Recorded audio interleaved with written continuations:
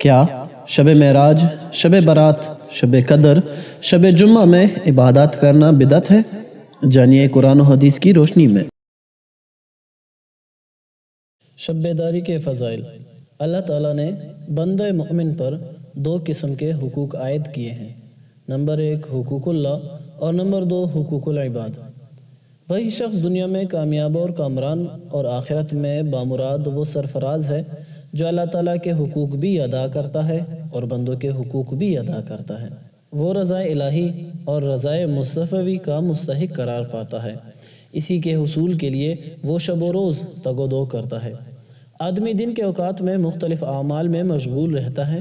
لوگوں سے اختلاط، ملاقاتوں کا سلسلہ، تجارت و کاروبار اور دیگر مصروفیات عمومی طور پر دن میں ہوا کرتی ہیں۔ اس کے برخلاف رات میں یہ ساری چیزیں نہیں ہوا کرتی۔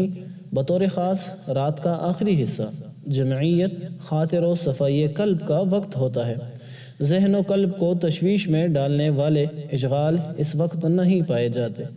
فضا اور بیرونی ماحول پرسکون ہوتا ہے اور اطاعت و عبادت کے لیے سب سے بہتر وہ وقت ہے جس میں فراغت ہو اور قلب اس کی طرف متوجہ رہے۔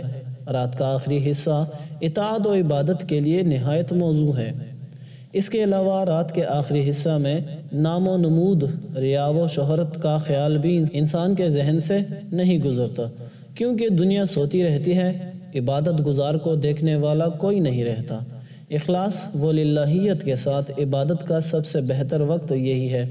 اس لیے حضور اکرم صلی اللہ علیہ وآلہ وسلم نے ارشاد فرمایا، رحمت الہی بندہ کے سب سے زیادہ قریب رات کے آخری حصے میں ہوتی ہے۔ اگر تم سے ہو سکے تو اس وقت ذکر کرنے والوں کے زمرہ میں شامل ہو جاؤ۔ رات میں عبادت کا ایک فائدہ یہ بھی ہے کہ نفس آدمی کے قابو میں آ جاتا ہے، کیونکہ نیند سے بیدار ہو کر عبادت کرنا خواہشات نفس کو ختم کرنے کے لیے تریاق ہے۔ اسی لیے اللہ تعالیٰ کا ارشاد ہے، بے شک رات کا اٹھنا نفس کو سخت پامال کرتا ہے اور اس وقت بات خوب ٹھیک نکلتی ہے۔ شب بیداری کی اہمیت۔ شب و روز کے کسی بھی حصہ میں بطور نفل عبادت الہی، اذکار و اوراد کرنے کی بندوں کو مطلق اجازت دی گئی۔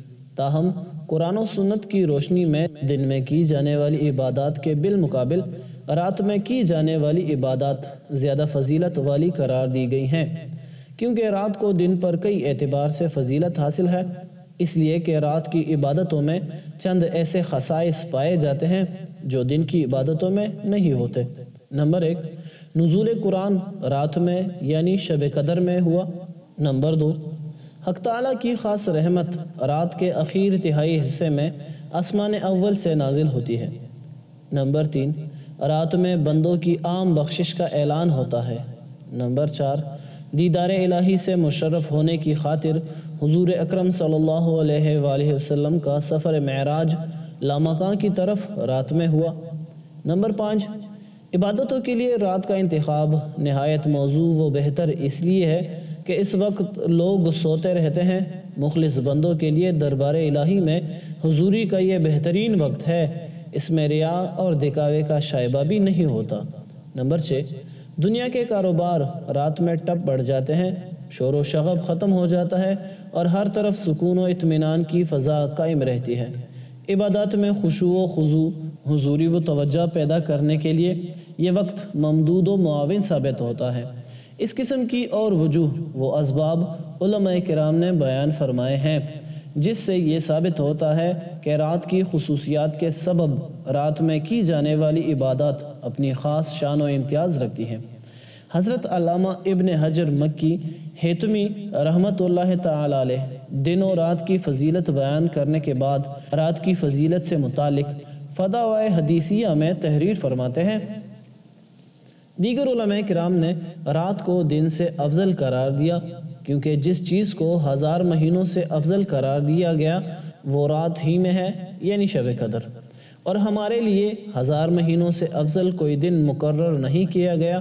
اور اس پر علماء کرام کی یہ تصریح شاہد ہے کہ اگر کوئی اپنی بیوی سے کہے سب سے زیادہ فضیلت والے وقت میں تجھے طلاق ہے، تو وہ طلاق شب قدر ہی کو واقع ہوگی، اور خاص رحمت الہی کا نزول و تجلی رات میں ہوتی ہے، اور واقعہ معراج بھی رات ہی سے متعلق ہے، اور اللہ تعالیٰ خوب جاننے والا ہے۔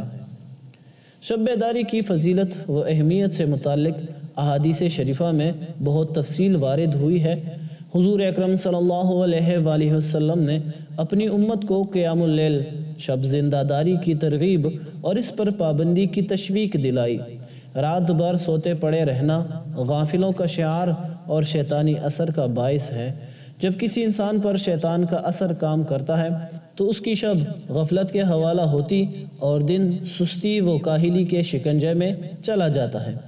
چنانچہ صحیح بخاری میں حدیث شریف وارد ہے، حضرت ابو ہریرہ رضی اللہ تعالیٰ عنہ سے روایت ہے کہ سیدنا رسول اللہ صلی اللہ علیہ وآلہ وسلم نے ارشاد فرمایا، جب تم میں سے کوئی سو جاتا ہے تو شیطان اس کے سر کی گدی میں 3 گرہیں ڈالتا ہے، ہر گرہ پر کہ تیرے لیے رات دراز ہے، تو رات بھر سوتا رہ۔ جب بندہ اٹھتا اور اللہ کا ذکر کرتا ہے تو ایک گرہ کھل جاتی ہے، پھر اگر وضو کرے تو ایک اور گرہ کھل جاتی ہے، اگر نماز پڑھے تو اس کی سب گرہیں کھل جاتی ہیں، پھر وہ شخص صبح خوشحال چاق و چوبند رہتا ہے، ورنہ بدحال سست رہتا ہے۔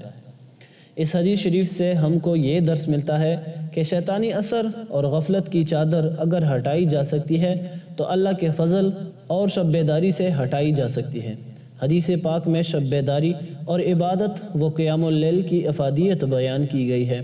وہ کسی مخصوص رات سے متعلق نہیں، اور نہ اس میں یہ قید لگائی گئی ہے کہ تمام سال ہر رات عبادت کرنے والے کو یہ فضیلت حاصل رہے گی، بلکہ عمومیت و اطلاق کے اعتبار سے جس شب بھی عبادت کی جائے اس کا فائدہ مسلمان کو حاصل ہوگا، چاہے وہ عام شب ہو یا فضیلت والی راتیں ہوں، جیسے شب معراج، شب برات، شب قدر، شب عید اور شب جمعہ وغیرہ۔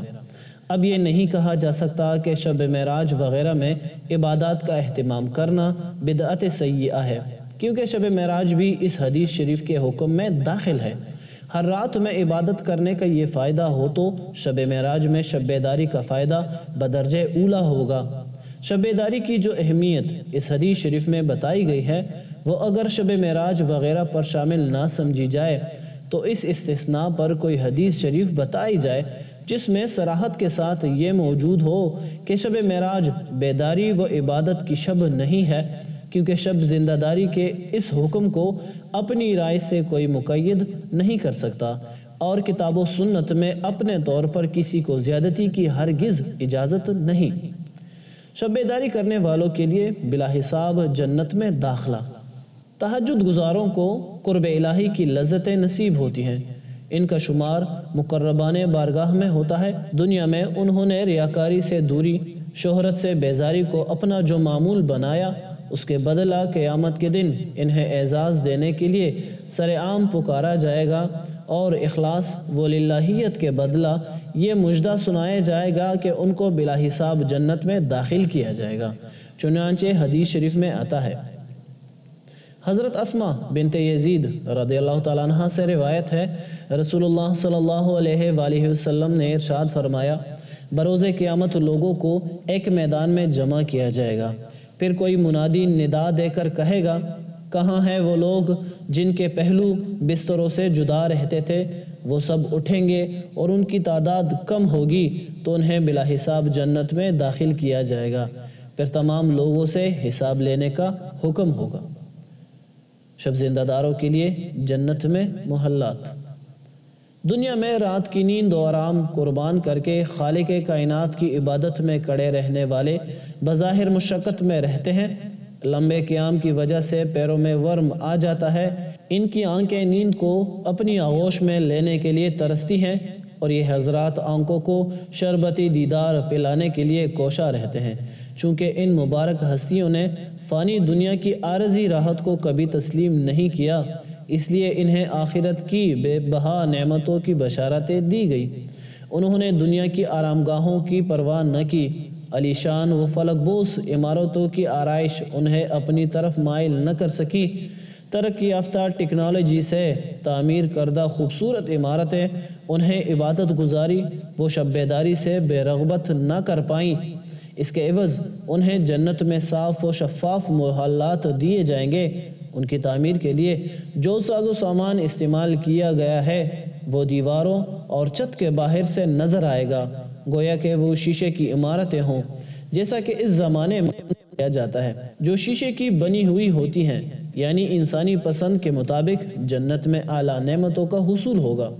چنانچہ صحیح ابن حبان میں حدیث شریف ہے، حضرت ابو مالک اشعری رضی اللہ تعالیٰ عنہ سے روایت ہے، حضور اکرم صلی اللہ علیہ وآلہ وسلم نے ارشاد فرمایا، جنت میں ایسے محلات ہیں جن کا ظاہر باطن سے اور باطن ظاہر سے نظر آتا ہے۔ اللہ تعالیٰ نے ان محلات کو ان لوگوں کے لیے تیار فرمایا جنہوں نے کھانا کھلایا، سلام پھیلایا اور اس وقت نماز پڑھی جب لوگ سو رہے ہوں۔ یہ حدیث شریف اپنے عموم کے اعتبار سے اطعام، طعام اور سلام پھیلانے والوں کے علاوہ ہر اس شخص پر شامل ہے جس نے رات میں عبادت کی، شب بیداری کی خاطر نیند کو قربان کیا، چاہے وہ ایک شب ہی کیوں نہ ہو، وہ ایک شب معراج بھی ہو سکتی ہے۔ اس سے واضح ہوتا ہے کہ شب معراج میں عبادت کرنے والے کو بھی جنت میں عالیشان محلات ملیں گے۔